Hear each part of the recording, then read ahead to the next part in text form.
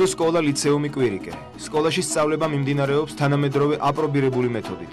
ეროვნული სასწავლო გეგმით გათვალისწინებული საგნების გარდა მოსწავლეები დამატებით სწავლობენ ორ უცხო ენას, ინგლისურს და რუსულს, საინფორმაციო ტექნოლოგიებს, მხატვრულ შემოქმედებას, ქართულ ცეკვას, ხალხურ სიმღერებსა და საგალობლებს, ჭადრაკს, მეტყველებას. პირველიდან მეექვსე კლასის ჩათვლით მოსწავლეები უზრუნველყოფილნი არიან ორჯერადი კვებით. სასწავლო პროცესის დასრულების შემდეგ მოსწავლეები პედაგოგის მეთვალყურეობით ამზადებენ დავალებებს. მისამართი: ალექსანდრე ყაზბეგის 47.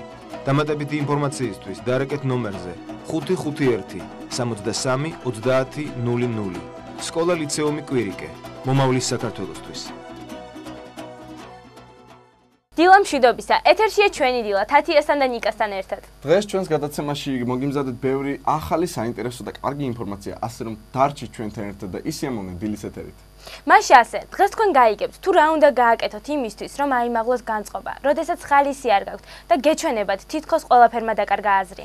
აგრეთვე ვისაუბრეთ სპორტზე, მუსიკაზე, სკოლის თვითმმართველობაზე ჩვენ სტუმართან ერთად და გასწავლით თუ როგორ უნდა გაალამაზოთ ინტერიერი სახლის პირობებში სულ რაღაც 5 წუთში. ყველაფერი ამას თქვენ მოგვიანებით იხილავთ. ახლა კი ჩვენი კოლეგა სალომე ჭითანავა მოგიყვებათ ყველაფერს გამაჯანსაღებელი ეფექტის შესახებ. ალბათ ყველას გსმინეთ იმის შესახებ, რომ ხიმილი სისხლის ახანგრძლივებს. ეს სრული ჭეშმარიტება. იგი თითოეული ჩვენგანი ჯანმრთელობაზე დადებითად აისახება. ფსიქოლოგები ადასტურებენ, რომ ნაზალადობი ხიმილსაც კი შეუძლია ჩვენ შრომის უნარიანობასა და ჯანმრთელობაზე დადებითი ზეგავლენა იქონიოს. მათ რჩევა ყოველი დილა დავიწყოთ ხიმილით, თუმცა ხშირ შემთხვევაში ეს არც ისე იოლია, ამიტომაც ჩვენ გირჩევთ ისეთ მეთოდს, რომელიც მრავალჯერადი ექსპერიმენტის შედეგად არის მიღებული. დილით ყველა ვიხედებით სარკეში და ენთუზიაზმის გარეშე შევყურებთ საკუთარ გამოსახულებას, რომელიც ადამიანთა უმეტესობას აღიზიანებს. სწორედ ამიტომ საკუთარ თავთან არასასიამოვნო შეხვედრის თავიდან ასაცილებლად ფსიქოლოგები გვირჩევენ, რომ მაშინვე როგორც კი საკუთარ გამოსახულებას ნახოთ, დავეჩხანოთ მას და გავესაუბროთ. ისინი ამბობენ, რომ იგი ჩვენს გულწრფელ ხიმილს და ოპტიმიზმს გამოიწვევს. 3 კვირის განმავლობაში კი ასეთი მეთოდმა შეიძლება თქვენი ცხოვრება საგრძნობლად შეცვალოს. იმედია ჩვენ რჩევას დაუყოვნებლივ გაითვალისწინებთ და გადაცემის დასასრულშივე დაიწყებთ თქვენს განწყობილზე ზრუნვას. დიდი მადლობა გისურვებთ ჯანმრთელობას. დილა მშვიდობისა ძვირფასო მაყურებლებო. ვინც ახლა გაიღვიძა და შემოგვიერთდა, გვინდა უსურვოთ ბედნიერი და ხალისიანი დილა, რომელიც აუცილებლად ღიმილით უნდა იწყებოდეს. შემდეგი რუბრიკა ალბათ უფრო კიდევ მეტ ცოდნას შეგმატებდა სულ ოდნავ მაინც მოგგვირთ ღიმილს. ჩვენმა კოლეგა ნიკა წიქარიშვილმა მოგიმზადათ მასალა, რომელიც არც ერთ ხელოვანს არ დატოვებს გულგრილს. დღეს ჩვენ ვისაუბრებთ ხელოვნებაზე, კერძოდ კი მხატვრობაზე. ხელოვნება არის სიყვარულისა და სულიერების სინთეზი, რომელიც ცხოვრებისეულ ყოფას და ბუნების რეალობას ცილდება. მხატვრობა კი მისი ერთ-ერთი უმნიშვნელოვანესი ნაწილია. მხატვრობა ძალიან მრავალფეროვანი დარგია, იგი მუდამ განიცდის განვითარებას და მისი განვითარების ყოველ ეტაპზე სხვადასხვა სიახლეებს გთავაზობს. იგი იყოფა შესრულების სტილის მიხედვით, მაგალითად რეალიზმი, სურეალიზმი, იმპრესიონიზმი, კუბიზმი. ყველა ამ სტილს ახასიათებს თავისებური მანერა, მაგალითად კუბიზმის მომდევრები გამოსახავენ კუბისებური ფორმის სხეულებს ნახატებზე. ამიტომ შეარქვეს ამ მიმდევრობას კუბიზმი, მაგრამ წარსულში ყველა მიმდევრობის მხატვარს როდი ჰქონდა საკუთარი თავის გამოხატვის საშუალება. 50-იანი წლების თაობა საერთოდ მოკლებული იყო შემოქმედებით თავისუფლება, შეზღუდული იყო სოციალისტური რეალიზმით. ამ მდგომარეობამ ძალიან დიდი დაღი დაასვა იმ პერიოდის შემოქმედებს. მიუხედავად ამისა, ბევრმა მხატვარმა შეძლო თავი დაეღწია ჩარჩოებიდან და მეტად საინტერესო შემოქმედებითი მიმართულება ეპოვა. ისინი დღესდღეობით აგრძელებენ შემოქმედებას და გვახარმეს შესანიშნავი ნამუშევრებით. მე მოტანილი მაქვს ორი ცნობილი მხატვრის ნამუშევარი, რომლის ავტორებიც არიან ბატონი ბუდუსირბლაძე და აზორ თოდრია. მე მინდა რომ გესაუბროთ იმის შესახებ, თუ როგორ გამოხატავს ეს უნიჭიერესი ხელოვანი ხალხი საკუთარ თავს სტილოზე. ერთი შეხედვით თითქოს ყველა პეიზაჟი, ნატურმორტი თუ პორტრეტი გავს ერთმანეთს, მაგრამ ყველა მხატვარს ერთი და იგივე სტილშიც კი სხვადასხვანაირი მიდგომა აქვს. სწორედ ამაში იგრძნობა ინდივიდუალიზმი, თავისუფლება და შემოქმედის ნიჭი. ეს ბუდუსირბლაძის ფერწერაა, ტილოზე შესრულებული. როცა სურათს უყურეთ, მისი გადაწყვეტა ძალიან საინტერესოა. მაშინ რა თქმა უნდა არის რეალისტული ელემენტებიც, მაგრამ მხატვარს შეტანილი აქვს სურათში საინტერესო მოტივი. ეს სურათი კიდევ ანზორ თოდრიას ეკუთვნის. ამ სურათში მხატვრის უფრო ფსიქოლოგიური გადაწყვეტა ჩანს, მის თვალებში მთელი იმ წლების სიმძიმე ჩანს, რაც გამოიარა მამა გაბრიელმა. სამწუხაროდ ჩვენი გადაცემა დასასრულს მიუახლოვ და კარგად ბრძანდებოდით. დიდი მადლობა ნიკა, ასეთ საინტერესო თემას ჩემი აზრით უფრო მეტი დრო უნდა დაეთმოს. ამიტომ მოდით გავეცნოთ აფიშას და გავიგოთ თუ სად შეიძლება საინტერესო გამოფენის ნახვა შემდეგი კვირის განმავლობაში. დილა მშვიდობისა. ამ კვირას არტ-გალერეა ლაინი თანამედროვე ქართველი მხატვრების მუდმივ მოქმედ გამოფენას გვთავაზობს. გამოფენაზე წარდგენილია ფერწერული ნამუშევრები და ქანდაკებები. გალერეა მუშაობს ყოველდღე 11 საათიდან 19 საათამდე. დასწრება თავისუფალია. თინათინ თუმანიშვილის სახელობის თბილისის თოჯინების მუზეუმი, ხელნაკეთი ცვილის და მექანიკური თოჯინების ექსპოზიციას გვთავაზობს. გალერეა მუშაობს ორშაბათის გარდა ყოველდღე 11 საათიდან 17 საათამდე. გალერეა ვანდა გვთავაზობს ასევე მუდმივ მოქმედ ექსპოზიციას ჩვენი პალიტრა. იგი მუშაობს ყოველდღე 12 საათიდან 19 საათამდე. გალერეა შარდენი ტიხრული მინანქრის სამკაულებისა და ხატების გამოფენა გაყიდვას გვთავაზობს. იგი მუშაობს ყოველდღე 11 საათიდან 19 საათამდე. საგამოფენო დარბაზი ბაია წარმოგვიდგენს მუდმივ მოქმედ თანამედროვე ქართველი მხატვრების ნამუშევრებს. გალერეა მუშაობს 12 საათიდან 19 საათამდე. აქ ჩამოთვლილი ყველა გამოფენიდან დასწრება ყველგან უფასოა. თქვენ კი გისურვებთ წარმატებულ და ხალისიან დღეს. დიდი მადლობა ანიშა შემდეგი კვირის აფიშის გაცნობისათვის. ჩვენ წინ მართლა საინტერესო კვირა გველოდება, ასე რომ ვისაც სურს ეზიაროს ქართულ ხელოვნებას, არ გამოტოვეთ ასეთი შესანიშნავი ღონისძიებები. კერძო სკოლა ლიცეუმი კვირიკე. სკოლაში სწავლება მიმდინარეობს თანამედროვე აპრობირებული მეთოდით. ეროვნული სასწავლო გეგმით გათვალისწინებული საგნების გარდა მოსწავლეები დამატებით სწავლობენ ორ უცხო ენას, ინგლისურს და რუსულს, საინფორმაციო ტექნოლოგიებს, მხატვრულ შემოქმედებას, ქართულ ცეკვას, ხალხურ სიმღერებსა და საგალობლებს, ჭადრაკს, მეტყველებას. პირველიდან მეექვსე კლასის ჩათვლით მოსწავლეები უზრუნველყოფილნი არიან ორჯერადი კვებით. სასწავლო პროცესის დასრულების შემდეგ მოსწავლეები პედაგოგის მეთვალყურეობით ამზადებენ დავალებებს. მისამართი: ალექსანდრე ყაზბეგის 47. დამატებითი ინფორმაციისთვის დაარეკეთ ნომერზე 551 63 30 00. სკოლა ლიცეუმი კვირიკე. მომავლის საქართველოსთვის. ჩვენ კი ვაგრძელებთ გადაცემა სპორტული სიახლეებით თენგო პალიაშვილთან ერთად. მოგესალმებით. დღეს მე მინდა გესაუბროთ კალათბურთის შექმნის ისტორიაზე.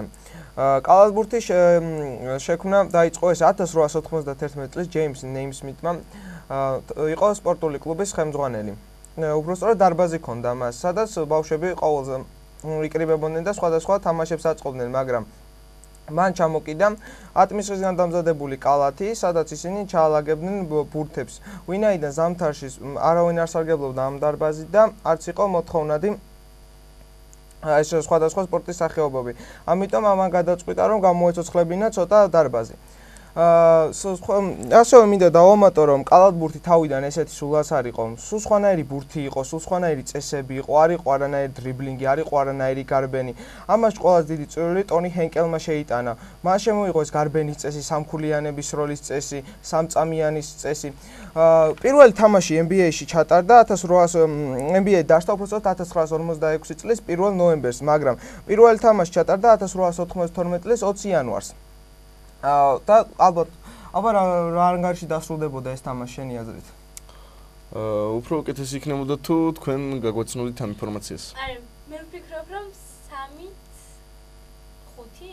არა, 3-5, 1-0 დასრულდა, ისიც 7.6 მეტრის დისტანციიდან, როცა დღევანდელ NBA-ში საშუალოდ 60 ქულაზე მეტით მაინც თარდება თამაში. სხვა რა დავამატოთ დღევანდელ ინფორმაციას, მინდა ასე უილ ჩემბერლენს შევეხო, რომელმაც მოხსნა მსოფლიო რეკორდსმენი არის დღევანდელ კალათბურთის ისტორიაში. აქ ერთ თამაში 100 ქულა ჩაგდებული და 55 მოხსნა, ესეთი რამ არავის არ გაუკეთებია და პირველი ჩატენვა გააკეთა ადამსმა, თუ სწორად მახსოვს, დიახ, დევიდ ადამსი და მას როცა კითხეს როგორ ჩატენე კალათშიო, მე გავაცნობიე რომ ძალიან მაგრა ვიყავი ჰაერშიო და მე უბრალოდ ბურთს ჩავდე კალათში და ფარს დავიკიდეო. და სულ ეს იყო, რაც ხალხში ძალიან დიდი აღტაცება გამოიწვია და მას ეწოდა ჩატენვა. დღეს ეს იყო კალათბურთის ისტორია მოკლედ. ძალიან დიდი მადლობა თენგო. რაოდენ გასაკვირიც არ უნდა იყოს, მე თვითონ კალათბურთს თამაშობდი და ძალიან მოხარული ვარ ამ ინფორმაციით. იმედია ჩვენი ქალთა კლუბი მიიღებს აქტიურ მონაწილეობას. ჩემს მომავალში იმედი მაქვს და მე მგონი ახლაც არის ზუსტად არ ვიცი ეს ინფორმაცია, მაგრამ მე მგონი არის. და იმედობთ რომ მომავალშიც იქნება და წარმატებებსაც მივაღწევ. კი, ძალიან დიდი იმედი მაქვს რომ ჩვენი ქალთა კლუბი მიაღწევს წარმატებებს. დიდი მადლობა თენგო. ახლა კი ვაგრძელებთ ჩვენს გადაცემას ჩვენს კოლეგა თათია სოსელიასთან ერთად, რომელმაც მოგვიმზადა ძალიან საინტერესო თემა, საინტერესო სტუმართან ერთად სკოლის თვითმმართველობის შესახებ. ახლა კი ეთერს უთმობთ ჩვენ კოლეგა თათია სოსელიას, რომელმაც მოგვიმზადა შესანიშნავი სიუჟეტის საინტერესო თემის შესახებ. მოსწავლეთა თვითმმართველობა ეს სკოლის მართვის დემოკრატიული სისტემაა, რომელშიც არა მარტო მოსწავლეები, არამედ მშობლები, მასწავლებლები და სასკოლო საზოგადოების სხვა წევრებიც არიან ჩართულნი. მოსწავლეთა თვითმმართველობა საქართველოში 2004 წლიდან ფუნქციონირებს, თუმცა სამწუხაროდ იგი შედარებით პოპულარული მხოლოდ 2 წლის წინ გახდა. დღეს ჩვენ გადაცემაში მოვიწვიეთ რეიტინგით საქართველოში ნომერ 1 თვითმმართველობის პრეზიდენტი სანდრო ტაბატაძე, რომელიც დღეს გახდა ტოპ სპიკერი და დაიკავა პირველი ადგილი საქართველოს მასშტაბით კარლ პოპერის დებატებში. გამარჯობა სანდრო. გამარჯობა თათია, დიდი მადლობა მოწვევისთვის და ზოგადად ძალიან დიდი მადლობა მინდა გადაუხადო ამ ტელევიზიას TV კვირიკეს, რადგანაც იგი აკეთებს ძალიან დიდ საქმეს მოზარდებისათვის. სანდრო, პირველ რიგში მინდა გითხრა, როგორ გახდა 171 სკოლა რეიტინგით ნომერი 1? ზოგადად 171 საჯარო სკოლა, როგორც მისი სკოლის ისტორია იწყება 1975 წლიდან. იგი ნამდვილად ზოგადად ყოველთვის იყო, ასე ვთქვათ, პოპულარული სკოლა, მაგრამ რაც შეეხება მოსწავლეთა თვითმმართველობის რეიტინგს, ეს არის ძალიან მნიშვნელოვანი ფაქტი იმ მხრივ, რომ ამაში არის ჩადებული ძალიან დიდი შრომა. ხშირ შემთხვევაში არის ხოლმე ისეთი სიტყვები და ისეთი რეპლიკები, რომ მხოლოდ და მხოლოდ პრეზიდენტი ან რაღაც ლიდერი ან თავმჯდომარე განაპირობებს ამას, მაგრამ მე მინდა გითხრათ, რომ აბსოლუტურად ყველა ადამიანის და ზოგადად ყველა ბავშვის ძალიან დიდი მონდომების და მიზანსწრაფულობის ხარჯზე კეთდება ის, რომ დღეს ჩვენ ვართ სხვა სკოლებისთვის მისაბაძი მაგალითი მოსწავლეთა თვითმმართველობა და რა ვიცი, ჩვენი აზრით ეს არ არის საკმარისი და ჩვენ კიდევ და კიდევ უფრო უნდა განვითარდეთ. რას ნიშნავს იყო თვითმმართველი? რას ნიშნავს იყო თვითმმართველი? ამ შეკითხვას ძალიან ბევრი ბავშვი მისვავს და მე თითქმის ყოველთვის ერთნაირად ვპასუხობ. იყო კლასის თვითმმართველი ან ზოგადად თვითმმართველი, პირველ რიგში ნიშნავს იმას, რომ შენ უნდა შეგეძლოს შენი საკუთარი თავის მართვა. ამის შემდეგ შენ უნდა იყო ბრწყინვალე უფლებათა და ინტერესის დამცველი ზოგადად მოსწავლეთა თვითმმართველობაში შენი კლასისა თუ იმ ჯგუფისა, რისი თვითმმართველიც ხარ. და ასევე აღსანიშნავია ის ფაქტიც, რომ ზოგადად თვითმმართველი ნიშნავს ადამიანს, რომელიც არის საკუთარ თავში დარწმუნებული და მას აქვს რწმენა იმისა, რომ იგი აუცილებლად გაამართლებს იმ ადამიანების იმედებს, ვინც ასე ვთქვათ, იგი აირჩია თვითმმართველად. რა პროექტები გაქვთ ჩატარებული? ზოგადად ჩვენს მოსწავლეთა თვითმმართველობას აქვს საკმაოდ დიდი რაოდენობის პროექტი. ზოგადად ჩვენი პროექტები იყოფა ორ ნაწილად, ეს არის შიდა და გარე პროექტები.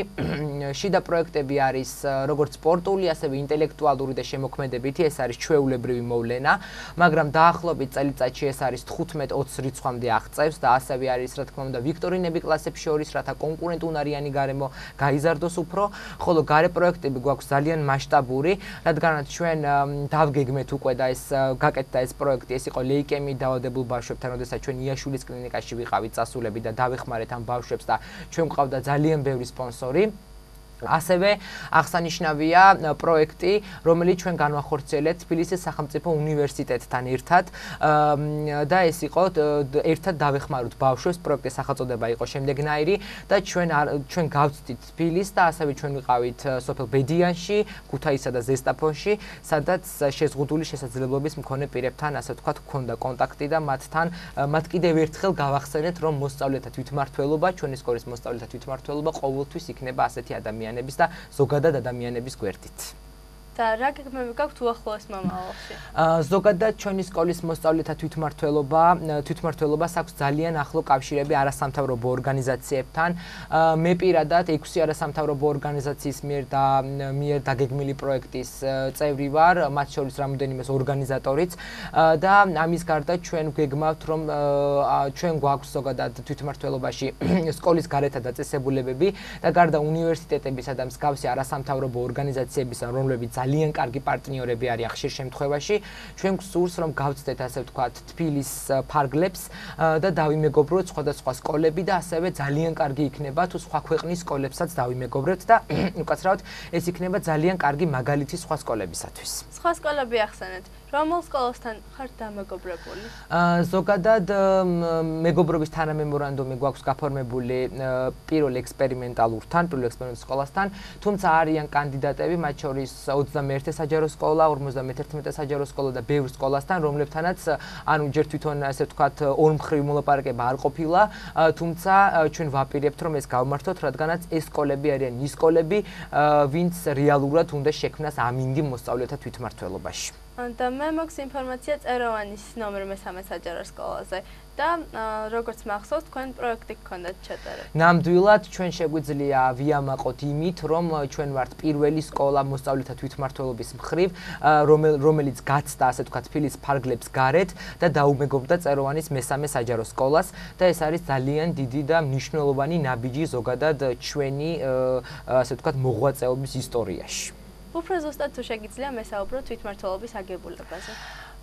იცით რა არის ზოგადად თვითმმართველობის აგებულების ზოგადი ცნება დევს საქართველოს ზოგადი კანონმდებლობის შესახებ განათლებას გულისხმობ. და იგი 47 და 52 პუნქტებში არის გაწერილი. თუმცა სტრუქტურა ხშირ შემთხვევაში არის ერთნაირი, როდესაც არსებობს რაღაც თავმჯდომარე ან პრეზიდენტი, მას ყავს მოადგილე, მდივანი და შემდეგ საბჭო. მაგრამ ჩვენ სკოლაში, ჩვენი სკოლა ამითაც გამოირჩევა, ეს არის პირადად ჩემი მიერ შედგენილი სქემა, რომელიც საბედნიეროდ მოიწონა ძალიან ბევრმა, ვისაც მე ეს გავაცანი. ანუ შემდეგ თუ გინდათ რომ გიამბობთ ამ სქემის შესახებ, კი ბატონო, ესე იგი ზოგადად მოსწავლეთა თვითმმართველობის სათავეში არის მოსწავლეთა თვითმმართველობის პრეზიდენტი, მას ყავს ორი მოადგილე, პირველი და მეორე მოადგილე. პირველი მოადგილე აკონტროლებს სკოლის მოსწავლეთა საბჭოს. ანუ ეს არის თვითმმართველებისგან შემდგარი ერთიანობა, საკმაოდ ძლიერი ბირთვი, რომელიც იყოფა კომიტეტებად. ეს არის პრობლემათა კვლევის კომიტეტი, ეს არის საზოგადოებასთან ურთიერთობის კომიტეტი, ეს არის დისციპლინური კომიტეტთა წარმომადგენელი, ეს არის სკოლის გარეთა დაწესებულებასთან კომიტეტი და ასევე საორგანიზაციო კომიტეტი. ხოლო მეორე მოადგილე აკონტროლებს სკოლაში არსებულ კლუბებს, მათ შორის ეს იქნება სპორტული კლუბი, ეს იქნება დრამა კლუბი, ეს იქნება დებატების კლუბი თუ სხვა. ანუ ესეთი ფორმატი გვაქვს, რომელიც საკმაოდ კარგად მუშაობს და როგორც ჩანს შედეგიანადაც. რას ურჩევდი სხვა მოსწავლეთა თვითმმართველობის პრეზიდენტებს? ძალიან შეიძლება ზოგს არაადეკვატური ეჩვენოს ჩემს მიმართ მათი რჩევა, მაგრამ ძალიან კარგი იქნება თუ ისინი ირწმუნებენ საკუთარ თავში, რომ მათ შეუძლიათ ყველაფერი გააკეთონ. რა თქმა უნდა, რთულია, როდესაც იწყებენ რაღაცას ნულიდან და საერთოდ არაფრისგან უნდა გააკეთო ყველაფერი, მაგრამ თავარია, რომ მათ შეეძლოთ ზოგადად შეკრების, ასე ვთქვათ, თავისუფლების დაცვა და მათ აქვთ ყველაფრის უფლება. იმედია ძალიან ბევრი ამ გადაცემით გაიგებს იმ ახალ ამბავს, რომ მოსწავლეთა თვითმმართველობის საშუალო საფეხურიდან წარმომადგენელი, ხშირ შემთხვევაში პრეზიდენტი, ავტომატურად ხდება სკოლის სამეურვეო საბჭოს წევრი. როგორც იცით, სკოლის სამეურვეო საბჭოს შეუძლია ძალიან ბევრი რაღაცის გაკეთება და იგი რეალურად დგას დირექტორზე მაღლა, რადგანაც სწორედ ის ამტკიცებს ხმათა უმრავლესობით დირექტორს და ასევე სკოლისათვის ყველა საჭიროებო საქმეს აკეთებს სამეურვეო საბჭო. შესაბამისად, მოსწავლეთა თვითმმართველობა ეს არის ერთ-ერთი მნიშვნელოვანი რგოლი სკოლაში. ძალიან დიდი მადლობა სანდრო მობრძანებისათვის. პირიქით, თქვენ ძალიან დიდი მადლობა, რომ ასე ვთქვათ, დრო დაუთმეთ ამ მართლაც რომ ძალიან მნიშვნელოვანი პრობლემატურ საკითხს, რაც დღევანდელ საზოგადოებაში დგას. ცუიფასო ტელემაყურებლებო, ასეთი გახლდათ დღეს ჩემი ბლოგი და იმედია დრო საინტერესოდ გაატარეთ ჩემთან და სანდროსთან ერთად. მომავალ შეხვედრამდე. დილამშვიდობისა, ჩვენ კვლავ ეთერში ვართ და ვაგრძელებთ გადაცემას ჩემი საყვარელი რუბრიკით დიზაინერული გაკვეთილი. ვნახოთ რა მოგვიგზავნა ელენე ბუაძემ ამჯერად. მოგესალმებით. ვისაც უყვარს მრავალფეროვნება და საინტერესო დიზაინი საკუთარ სახლში, შეძლებს დღეს გაიგოს, თუ როგორ გააკეთოს იგი თავისი ხელით. ყველაფერად ჩვენ გვესაჭიროება, ეს არის წყალი, ბოთლი, სივრცე, ანუ რამე ჯამი, რაშიც გავხსნით საღებავი და ფუნჯი. პირველ რიგში შეიძლება ჩვენ გვიყოს სულ 6 ფერი, მაგრამ შეგვიძლია გამოვიყენოთ კიდევ ახალი ფერები, რომელსაც თვითონ გავაკეთებთ. მაგალითად, შეგვიძლია მივიღოთ წითლი და თეთრით ვარდისფერი.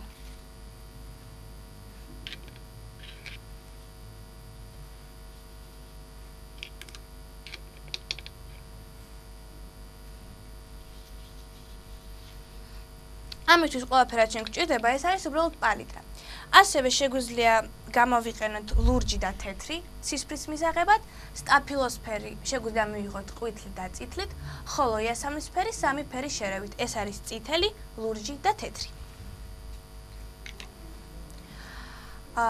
ჩვენ ვხატავთ ყვავილებს, რომლებიც იქნება ხეზე, ტოტზე და როგორც თქვენ ამას წარმოიდგენთ. ჩვენ გვჭირდება ტოტის დახატვა. დიდ ფორმაზე ჩვენ გვაქვს უკვე იგი მზად, მაგრამ როგორ იხატება, შემიძლია განახოთ პატარა ფორმაზე. პირველ რიგში ჩვენ ვხატავთ მას ფუნჯებით და საღებავით, უნდა დაველოდოთ სანამ იგი ბოლომდე გაშრება, წინააღმდეგ შემთხვევაში ყვავილები და ის ერთმანეთში გაიჟღირდება, ასე ვთქვათ. ტოტის დახატვა ძალიან მარტივი არის. პირველ რიგში ჩვენ ვხატავთ მთავარ ტოტს. საღებავის შეღებისას ის უნდა იყოს უფრო სქელი. ჩვენ ვაკეთებთ მას ცოტათი მორგვალებულს იმისთვის, რომ შემდეგ სადაც გვალდება, იქიდან გავაშვათ სხვა ყლორტები.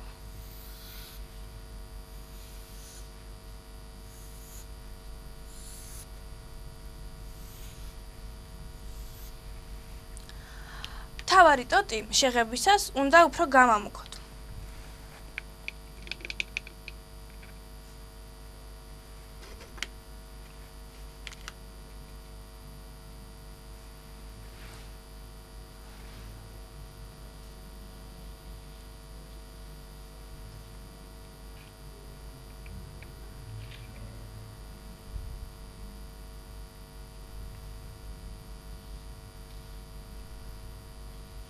ეს ფორმატი შედარებით რომ პატარა არის, თუ თქვენ დახატოთ პატარა ფორმატზე, სასურველია გამოიყენოთ უფრო წვრილი ფუნჯი.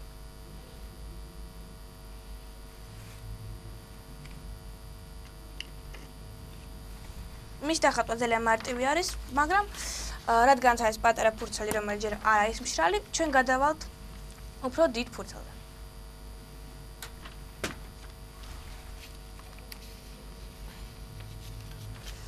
ჩვენ გადავწყვიტეთ, გავუკეთებია ჩვენი ყვავილები ვარდისფერი, ამისთვის ჩვენ დაგვჭირდება წითელი და თეთრი ფერები.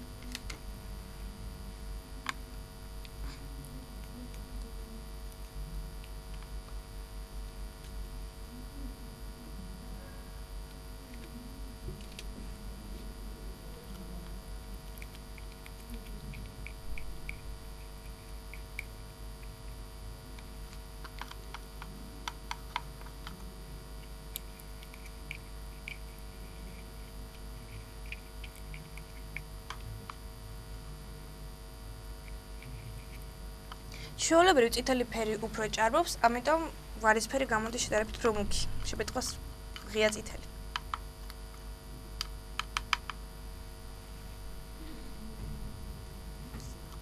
ყველაზე საინტერესო იქნება დღეს, რომ ყვავილებს უნდა დავხატავთ უბრალო ხერხით. ამისთვის ჩვენ გამოვიყენებთ ბოთლს.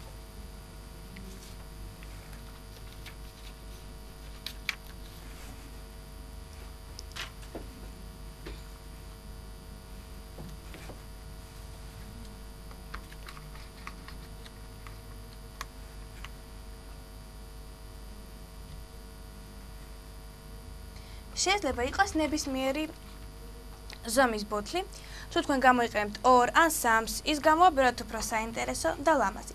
ასევე შეგიძლიათ გამოიყენოთ სხვადასხვა ფერები.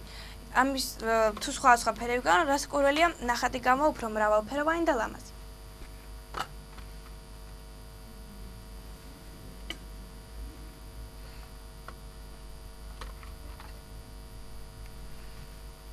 ერთი შეხედვით ნახატი შეიძლება გამოჩნდეს ძალიან უბრალო და ერთფეროვანი. მაგრამ სახლში, კედელზე ის შეიძლება გამოდგეს ძალიან კარგი აქსესუარი. ასევე თქვენ შეგიძლიათ გავუკეთოთ თქვენს ნახატს გული ან სხვა ფერები დავამატოთ.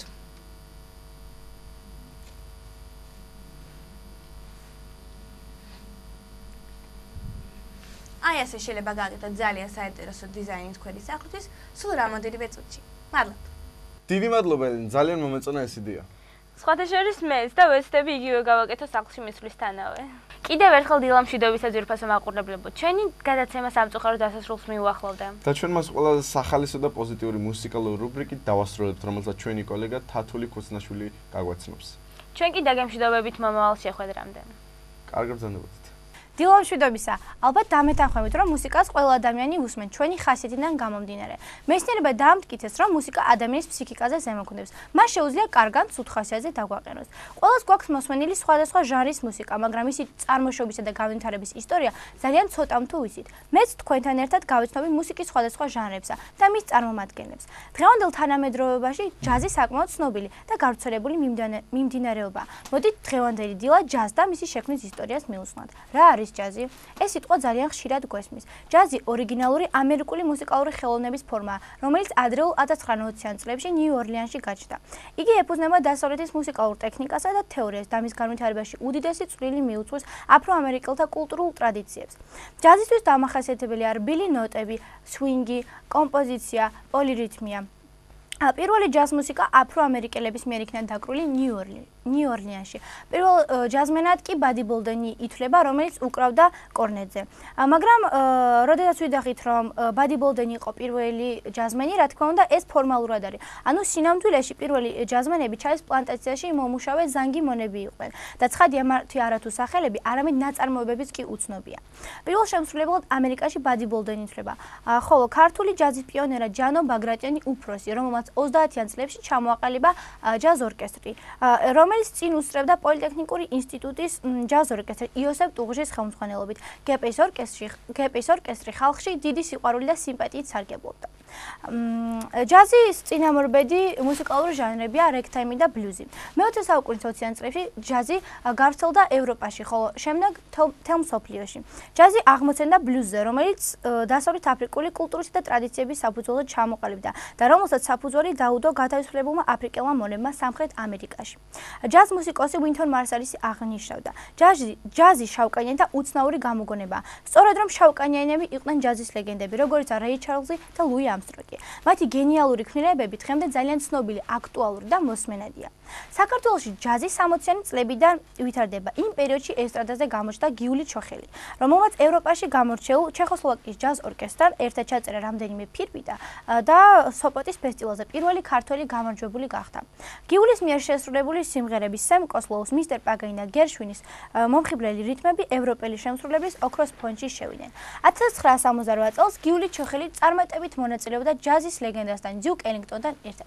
60-იან წლებში უკვე ჯაზ კინოთეატრების ფოიებში და პატარა კლუბებშიც უკრავდნენ. კინოთეატრ ამინაში ფილმის დაწყებამდე 1 საათით ადრე ჯაზური მუსიკის კონცერტი იმართებოდა, სადაც როიალთან იჯდა მაშინ უცნობი და დღეს უკვე მსოფლიოში აღიარებული მუსიკოსი გია ყანჩელი. პირველი ამერიკელი ჯაზმენი, რომელიც თბილისში ჩამოვიდა, კლარნეტის მეფე ბედი გუდმანი იყო. მისი კონცერტი 1962 წელს ახლად აშენებულ სპორტის სასახლეში გაიმართა. იმავე წლებში დიდი პოპულარობით სარგებლობდა თამაზ ყურაშვილის ჯაზ კვარტეტი. 1978 წელს საბჭოთა კავშირში პირველი ჯაზ ფესტივალი სწორედ თბილისში ჩატარდა. საქართველოს ბევრი ცნობილი ჯაზმენის წვევია. უკანასკნელი, რომელიც მახსენდება, არის ჩიკორია. მან ფილარმონიაში გამართა კონცერტი. ჩიკორიასთან ერთად კონცერტში იღებდა მონაწილეობას უკვე საკმაოდ ცნობილი ჩვენი ასაკის ახალგაზრდა ჯაზმენი ბექა გოჩიაშვილი. ბექაზე უკვე ბევრს საუბრობენ და ბევრი თვლის, რომ ის მსოფლიო დონის ჯაზმენად ჩამოყალიბდება. ამბობენ ჯაზი ელიტისთვის განკუთვნილი მუსიკაა. რამდენად სწორია ეს ფაქტი ვერ გეტყვით, მაგრამ ერთი კი ფაქტია. ყველა ვერ უსმენს ჯაზს, ყველა ვერ იგებს მის ნამდვილ ხიბლს. ზოგიერთის წარმოუდგენელიც კია, თუ როგორ უსმენენ ამ ინსტრუმენტალური იმპროვიზაციის თითქოს და ერთმანეთში არეულ ჟღერადობას და თუ მას ვოკალის ემატება საზოგადოების გარკვეული ნაწილი მთლიანად შორდება ჯაზურ მუსიკას. ეს ეხება როგორც უკვე აღნიშნე საზოგადოების გარკვეულ ნაწილს, მაგრამ საქმე სხვანაირადაა საქართველოში. აღმოჩნდა, რომ ქართველების დიდ უმრავლესობას მოსწონს ჯაზი. ამ მოვლენას დაკავშირებით ქართველი ჯაზ ჟურნალისტი ზურაბ ქარომიძე, რომელმაც უახლოეს წარსულში გამოსცა წიგნი ჯაზის ცხოვრება, ასეთ კომენტარს აკეთებს. მართლა საინტერესო ფაქტია ის, რომ კავკასიაში თავის დროზე, ანუ 60-იან წლებში მოიკიდა ფეხი. ის იყო თბილისშიც, ბაქოშიც, ერევანშიც. ერთი ახსნა ის არის, რომ კავკასიელები ესთეტიკური ერი ვართ. ეთყობა იმ იმპროვიზაციამ, რომელიც გაჟღენთილია ქართულ სიმღერაში, რაღაც თავისებური სიახლოვე გამოამჟღავნა ჯაზურ იმპროვიზაციასთან. ჩემთვის ძალზე გასაკვირი ფაქტი აღმოჩნდა ის, რომ თურმე ახალგაზრდების უმრავლესობა სწორედ ჯაზით ინტერესდება და თუ ადრე როკ ჯგუფებს ქმნიდნენ, ახლა ჯაზ ბენდების შექმნით არიან დაინტერესებულნი. ეს ჩვენთვის ძალიან გასახარებელია და ძალიან სასიამოვნოა და იმედი მაქვს ძალიან ბევრი ჯაზ ბენდი შეიქმნება საქართველოში და ჯაზური ცხოვრება უფრო განვითარდება. ძალიან დიდი მადლობა, რომ ჩემთან ერთად იყავით და ისმენით ჯაზის შექმნის ისტორიას. ჩვენ გემშვიდობებით და ეთერში გიტოვებთ Louis Armstrong-ის What a Wonderful World. მაგრამ მუსიკის მოყვარულებს შეგახსენებთ, რომ თუ გინდათ უკეთესად გაეცნოთ მუსიკალურ ჟანრებს, საქართველოს ახალგაზრდა თუ უკვე კარგად ნაცნობ მუსიკოსებს არ გამოტოვოთ მუსიკალური გადაცემა სტუნა თათურის და დიდი მადლობა, რომ ჩვენთან ერთად იყავით. მომავალ შეხვედრამდე გემშვიდობებით. კერძო სკოლა ლიცეუმი კვირიკე. სკოლაში სწავლება მიმდინარეობს თანამედროვე აპრობირებული მეთოდით. ეროვნული სასწავლო გეგმით გათვალისწინებული საგნების გარდა მოსწავლეები დამატებით სწავლობენ ორ უცხო ენას, ინგლისურს და რუსულს, საინფორმაციო ტექნოლოგიებს, მხატვრულ შემოქმედებას, ქართულ ცეკვას, ხალხურ სიმღერებსა და საგალობლებს, ჭადრაკს, მეტყველებას. პირველიდან მე-6 კლასის ჩათვლით მოსწავლეები უზრუნველყოფილნი არიან ორჯერადი კვებით. სასწავლო პროცესის დასრულების შემდეგ მოსწავლეები პედაგოგის მეთვალყურეობით ამზადებენ დავალებებს. მისამართი: ალექსანდრე ყაზბეგის 47. დამატებითი ინფორმაციისთვის დაარეკეთ ნომერზე 551 63 30 00. სკოლა ლიცეუმი კვირიკე. მომავლის საქართველოსთვის.